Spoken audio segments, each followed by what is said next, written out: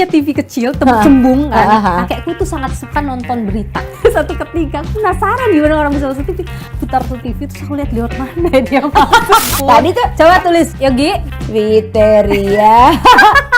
Setelah lulus SD gitu, katanya sempat nenek bilang udah jadi ART aja. Tapi aku pernah jadi sales sepatu door to door di Surabaya loh. Aku tuh suka banget sekolah. Sekolah adalah hal yang paling menyenangkan buat aku kan. Orang tua aku kan pisah ya waktu aku kelas 4 SD ya. Dan aku tuh hanya berdiri di jalan itu ngeliatin dia untuk jalan terus dan tidak berbalik ke aku sampai dibelokkan. Itu adalah saat terakhir aku lihat punggung dia. Ya aku sedih.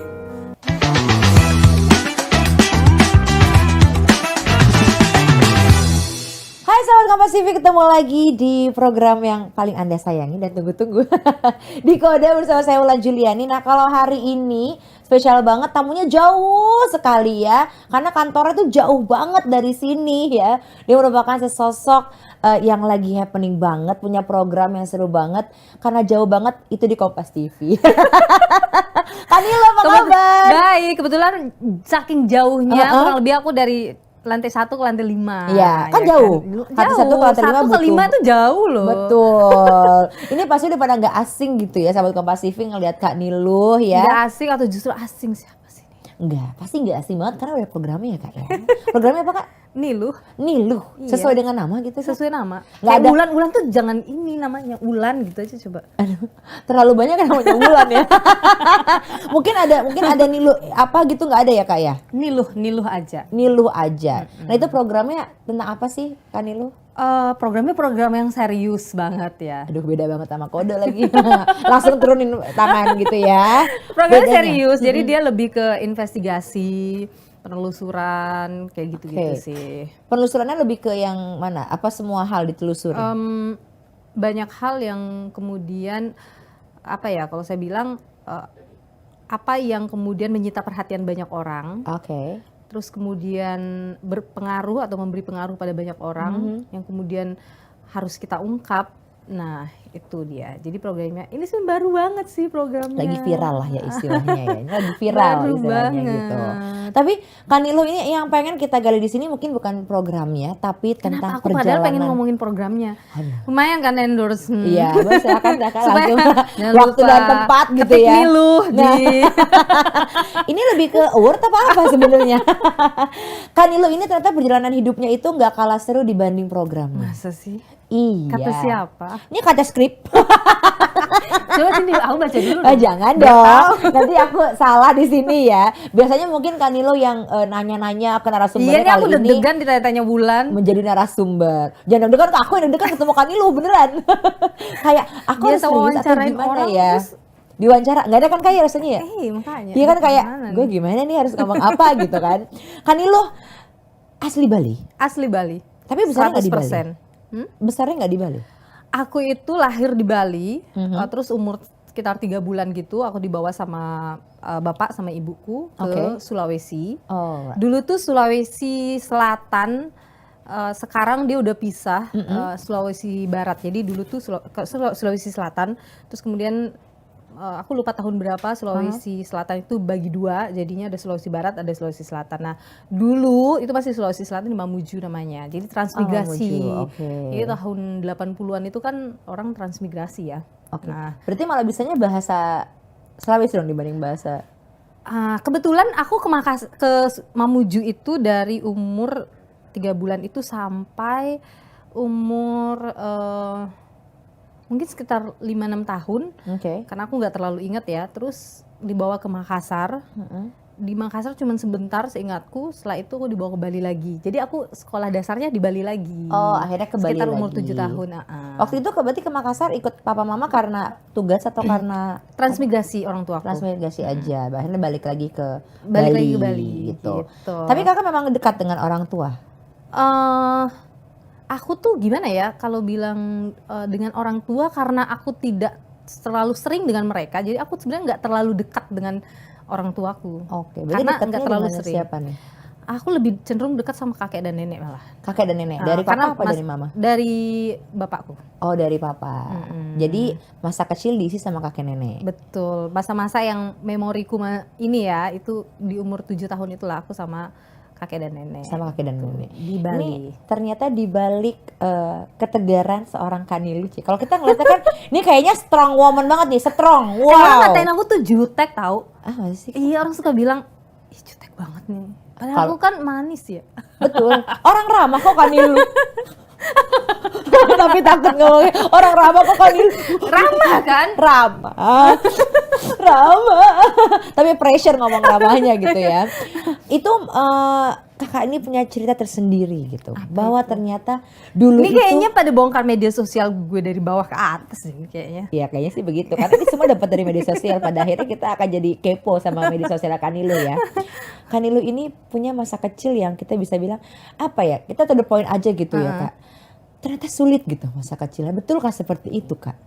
Kalau ngomongin sulit, iya kok boleh katakan bukan sulit ya, tetapi penuh dengan tantangan. Ternyata waktu remaja nih ya. Ini bongkar gak apa-apa ya.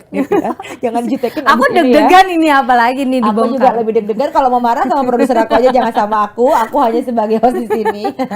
Jadi Kanilo itu ternyata dulu dari bukan kecil lah ya, remaja aja sudah bekerja gitu ya kak. Jadi tuh sebenarnya waktu aku kecil, waktu aku dibawa sama bapakku ke Bali. Jadi yang membawa aku ke Bali itu bapakku, aku sama adikku. Jadi aku 3 bersaudara.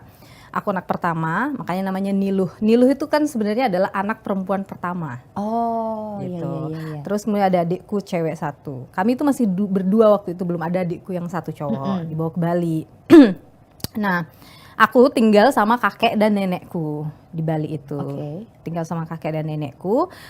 Dan kemudian bapakku balik lagi ke Makassar. Jadi aku sendirian tuh kan sama kakek dan nenekku aja. Nah, kakek dan nenekku itu kita tuh tinggal di kampung yang nggak ada listrik, nggak ada air. Oke. Wow. Jalanannya itu tanah. Oke. Jadi kalau musim hujan aku pergi sekolah, aku nggak akan pakai sepatu di rumah karena itu akan becek. Terus aku harus nyeberangi ada 3 kalau aku bilang parit itu kegedean, kalau aku bilang sungai itu kekecilan gitu ya. In the middle lah ya. Oke, lebih kayak ke gorong-gorong enggak juga ya. Kalau di Bali itu kan ada namanya subak ya. Oke. Pernah mendengar subak irigasi lah ya.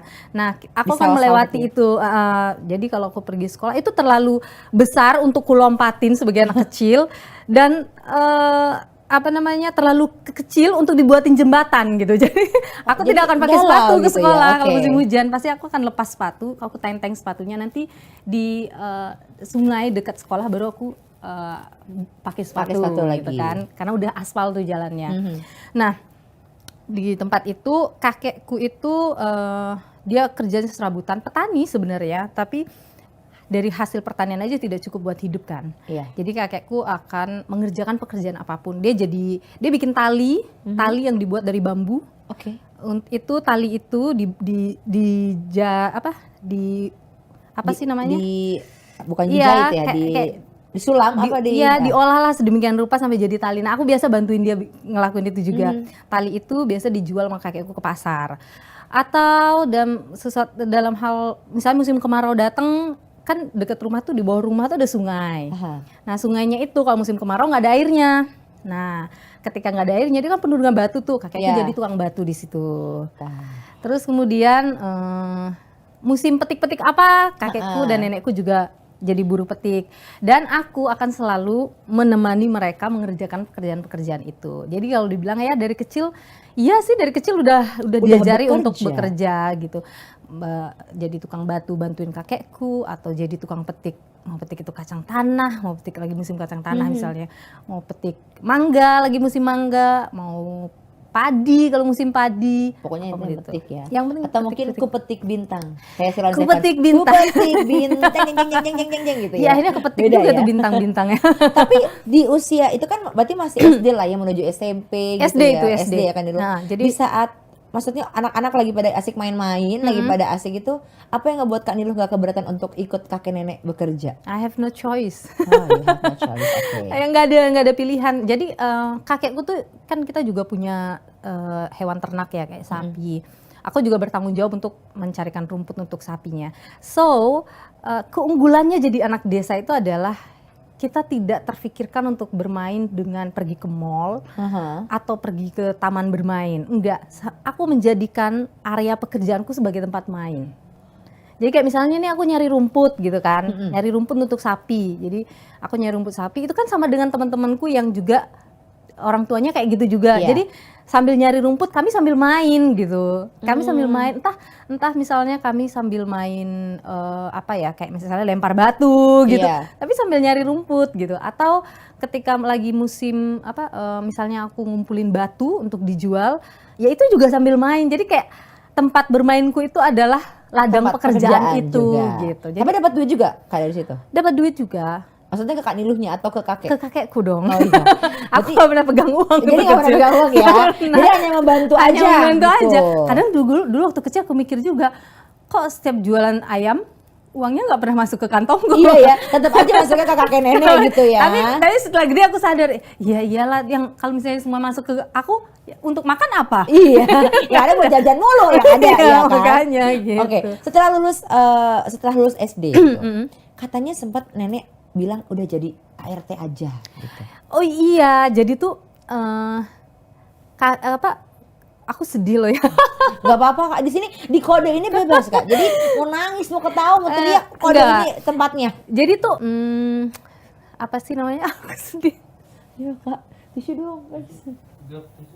Tisu guys. Jadi ceritanya waktu itu kan aku tuh suka banget sekolah. Even tuh sekolah mungkin nggak apa ya kayak aku juga nggak pinter-pinter banget di sekolah. Standar lah ya Kak suka bolos bukan bolos ya. Kadang aku nggak pergi sekolah karena misalnya aku harus bantu kakekku kerja atau apa. Intinya tuh sekolah adalah hal yang paling menyenangkan buat aku kan. Kayak aku bisa belajar ketemu dengan orang, ketemu dengan teman, dan aku suka belajar gitu kan. Suka baca buku di sekolah. Kayak sekolah tuh jadi tempat healing gitu kayak kalau bahasanya ya. Terus apa namanya?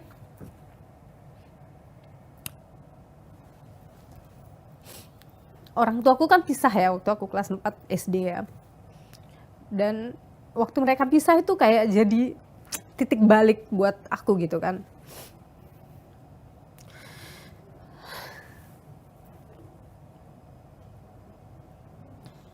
Ngerti sih Kak rasanya. Jadi waktu mereka pisah itu aku sempat membenci mereka ya. Karena aku berpikir bahwa kalau mereka nggak egois memikirkan diri sendiri,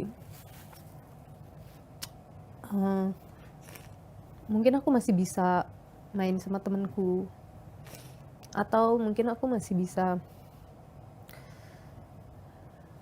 ya menikmati masa kecilku lah.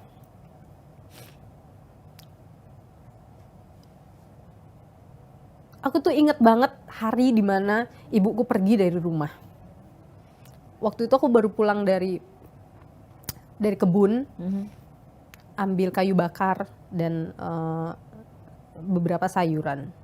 Pas aku sampai di rumah, ibuku, bapakku, ibuku, kakekku, nenekku, dan kakek dan nenek dari ibuku itu lagi duduk di teras. Terus kemudian aku yang nggak ngerti apa-apa, aku turunkan tuh si apa namanya kayu bakar dekat dapur. Terus aku datang, terus aku liatin, aku lihat ibuku nangis. Dan kemudian ibuku bilang sama aku, intinya tuh aku mendengar semua percakapan yang aku tidak bisa ceritakan di sini tentang apa yang menjadi alasan perceraian itu. Terus kemudian udah setelah itu ibuku datang ke aku terus peluk aku gitu dan bilang aku tuh kamu tahu kan kalau aku tuh sayang sama kamu, tapi aku tuh harus pergi gitu. And then kemudian dia pergi lah. Aku hari itu tidak berbicara sepatah kata pun sama dia. Aku cuman keluar pagar rumah, ingin nemenin dia sampai di jalan. Dan aku tuh hanya berdiri di jalan itu, ngeliatin dia untuk jalan terus dan tidak berbalik ke aku sampai dibelokan. Dibelokan itu dia menghilang. Itu adalah saat terakhir aku lihat punggung dia gitu. Aku nggak nangis waktu itu. Aku ngerti apa yang terjadi, tapi aku nggak nangis. Terus aku aku diem, aku masih ke dapur, aku masak dan mengerjakan semua pekerjaan rumah. Malamnya aku masuk ke kamar dan aku nangis sejadi-jadinya. I feel so hurt karena aku berpikir bahwa orang yang bilang sayang sama aku aja bisa pergi, ya kan? Nah, terus setelah itu, sejak itu aku janji sama diriku sendiri kalau aku nggak akan memikirkan dia, dan aku nggak akan mikirin ibuku, aku nggak akan nangis, dan I will keep strong gitu. Karena aku masih punya satu adikku yang masih kecil waktu itu, yang harus adikku kelas 1 SD waktu itu, yang maksudnya ya aku temenin juga gitu kan. Kamu harus menjadi sosok yang kuat juga untuk Iya, dan nenekku itu adalah orang yang sangat keras, dan kakekku pun. Mereka adalah orang-orang yang lo jangan cengeng jadi orang, lo nggak boleh nangis kayak gitulah ibaratnya. Dia tidak, mungkin mereka juga feeling kasihan ke gue or gimana, tapi dia nggak bisa memperlihatkan dan tidak mau mengajarkan aku untuk jadi orang yang cengeng. Jadi dia akan selalu kayak kuat lah. Kayak nggak, dia seolah-olah nggak peduli sama perasaan kita gitu. Kayak nggak pernah membahasnya lagi. Kayak udah, mulai sekarang kamu tinggal di sini dan nggak ada lagi bahas-bahas orang tua kayak gitu loh. Jadi kayak ya udah, aku cuma nangis kali itu dan aku nggak pernah nangis lagi. Sekarang aku nangis lagi. Nah, bahwa Wonder Woman pun bisa menangis. iya sih. Terus kemudian akhirnya setelah masa-masa setelah itu berpisah, aku tuh ngelewatin masa-masa yang kayak aku tuh nggak suka keadaannya. Kayak misalnya itu kan di desa ya, dan perceraian sesuatu hal yang kayak mungkin bagi orang-orang di desaku tuh wow gitu, amazing ada perceraian gitu kan. Kok bisa gitu? Iya, dan kemudian semua orang selalu membahasnya. Nggak di sekolahku, nggak guru-guruku, nggak teman-temanku, nggak tetanggaku, nggak siapapun. Jadi aku waktu kecil selalu berusaha untuk tidak bertemu dengan orang. Karena aku nggak suka mendengar orang ngebahas, ya ampun ini ya yang anaknya si itu yang bercerai, aduh gimana. Aku nggak menyukai hal seperti itu karena aku nggak mau mikirkan itu gitu kan. Jadi aku selalu menghindari. Kalau aku pergi sekolah aku tidak lewat jalan raya, aku kan lewat jalan yang lewati persawahan, kebun dan sebagainya. Nah, kemudian karena melihat keadaan yang sangat tidak enak ya, tanteku, anaknya kakek dan nenekku ya, omku tuh cuman tamat SMP. Tanteku itu juga kalau aku nggak salah dia bahkan nggak tamat SMP. Terus omku yang hanya anaknya adiknya bapakku yang paling kecil aja bisa sampai tamat SMA. Dan aku ngerasain susahnya di situ semuanya. Jadinya aku selalu bercita-cita waktu kecil, aku kalau gede nanti aku harus hebat gitu. Aku harus jadi something. Jadi something. Aku mau bisa sekolah, aku mau punya pekerjaan yang tanteku, omku tuh jadi supir, kemudian omku yang satu itu kerja di hotel jadi tukang kebun, terus tanteku tuh penjahit, jadi tukang jahit gitu ya. Dan aku dari kecil selalu, tapi aku nggak tahu mau jadi apa, tapi intinya tuh aku nggak pengen begini gitu. Jadi aku selalu ingin sekolah gitu. Tapi aku paham kalau nenekku itu she has no choice ya. Mau sekolahin aku bapakku udah nggak tinggal di situ, mau ambilin duit dari mana? Aku juga sekolah SD juga karena ada bantuan pemerintah, makanya aku bisa sekolah SD kan. Jadi mungkin dia juga nggak punya pilihan. Di saat-saat terakhir itulah nenekku bilang, udah deh, kamu cari kerja aja ke kota, ikut sama tanteku itu. Mau jadi pembantu atau jadi apa, nanti sambil belajar jahit mungkin bisa jadi penjahit. Itu aku kayak rasa oke, berakhirlah di sini hidupku. Ada pikiran seperti itu kan waktu kecil. Jadi aku ngerasa kayak stuck gitu. Tapi aku masih tetap, waktu itu kita lagi sore-sore lah, lagi baru habis pulang dari kebun, jadi aku masih ngerjain. Nah setiap sore kita tuh kan selalu sembahyang ya. Iya. Jadi ke sanggah, orang bilang tuh sanggah pura kecil di rumah. Jadi aku pergi ke sanggah itu, terus aku persembahkan permen gitu lah. Terus aku bilang sama Tuhan, kayak berdoa pakai bahasa Bali ya. Aku bilang, jadi di Hindu itu kita kan biasa ada persembahan ya. Dan bentuk kue, or permen, or buah, apapun itu ya. Makanan ya, kayak biasa kita lihat ya kalau di Bali ya. Iya. Nah, aku punya permen, terus aku persembahkan permen, terus aku bilang sama Tuhan, sebagai anak kecil waktu itu kelas 6 SD, kayak aku bikin apa ya, kalau aku kadang ketawa sih, kok bisa ya aku bikin janji gitu sama Tuhan. Aku bilang sama Tuhan, Tuhan ini ya aku persembahkan permenku 3, aku tuh mau sekolah, tolong bantuin aku buat sekolah ya, biar aku bisa sekolah yang tinggi. Nanti kalau aku udah sukses, kalau aku udah punya uang, nanti aku beliin Sprite, nanti aku langsung Tuhan gimana gantinya Tuhan ya. Bingung Mungkin kalau kata nanti Tuhan, sekolah ya udah deh ya minum bersoda aja Tuhan, karena kan kalau permen ya naik dikit ya udah sekolah ya udah punya aku duit. juga kadang ketawa, kok bisa ya aku mikirnya kayak gitu waktu kecil, tapi itulah waktu itu terjadi. Dan kemudian aku bilang Tuhan tuh selalu bekerja dengan cara yang kita nggak pernah tahu gimana. Jadi kita nggak boleh mempertanyakan kekuasaannya ya. Karena itu sih yang aku percaya sepanjang hidupku ya, karena di saat-saat terakhir itu, di saat-saat aku udah berpikir nih aku akan ke kota jadi pembantu, dan tiba-tiba bapakku tuh pulang Dari Sulawesi ya, datang pulang dan bersama dengan ibu tiriku. Oke, mama sambungnya. Dia menikah sama ibu ini, ibuku ini PNS gitu di Kementerian Agama, Departemen Agama ya kalau nggak salah, tapi dia diperbantukan guru di satu kota kecil di Sulawesi Selatan. Dia pulang dan dia membawaku lah. Aku langsung akrab sama dia, mungkin karena ada perasaan di mana aku sangat kangen dengan sosok ibu kali ya, jadinya tuh sama dia tuh aku langsung akrab gitu. Dan kemudian dia bawa aku ke Sulawesi waktu itu, sehingga aku bisalah sekolah SMP. Jadi aku bilang Tuhan selalu punya cara untuk mengabulkan, dan apapun yang kita lewati dalam hidup ini itu bagian dari rencananya ya. Gitu. Tapi sorry ya Kak, sedikit nanya. Berarti belum ketemu sama ibu?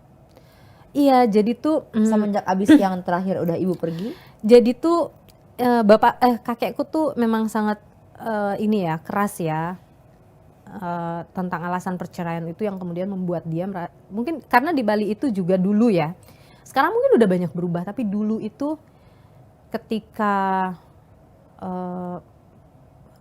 orang bercerai, anak-anak akan ikut sama bapaknya. Oh, justru kebalik ya, biasanya anak-anak harusnya ikut ibu ya kalau di bawah 17 tahun. Nah, kalau di situ tuh enggak. Jadinya tuh terus karena alasan perceraian, dia bisa aku ceritakan itu, membuat kakekku keras bahwa aku tidak boleh, aku hanya boleh di situ. Gitu. Ya, dia mencoba beberapa kali untuk ketemu sama aku, sometimes aku temuin juga gitu kan. Tapi kemudian mungkin karena waktu itu aku merasa sakit hati ditinggalin, jadinya aku tidak merasa, dan aku juga udah disibukkan dengan harus membantu kakek dan nenekku, jadinya aku nggak terlalu ingat gimana perasaanku ke dia saat itu, kayak udah aja gitu. Tapi kalau sekarang? Sekarang beliau sudah meninggal dunia 2018 yang lalu.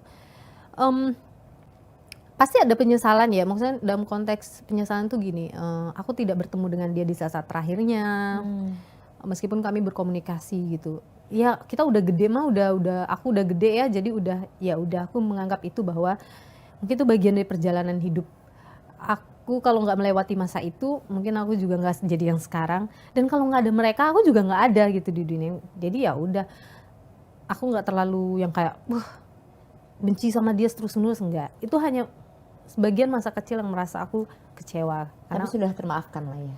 Udah lama lah itu. Ya maksudnya kadang-kadang ada rasa sakit yang timbul yang pada akhirnya tuh membuat impact di hidup kita tuh juga ada gitu Kak. Oh iya, banyak sih, maksudnya kayak ada banyak hal yang kemudian terjadi dalam hidupku pasca orang tuaku pergi, kemudian yang membuat aku mengalami banyak hal lah ya. Dan ada proses penyembuhan yang harus ku jalani juga, karena menyembuhkan diri dari dalam itu kan bukan sesuatu yang mudah dilakukan ya gitu, untuk penerimaan dan lain sebagainya. Tapi apa yang menyebabkan katanya kakak baru masuk kuliah umur 24 tahun? Aku udah bisa kali ya dibikinin program digital ya. Udah ulang lagi.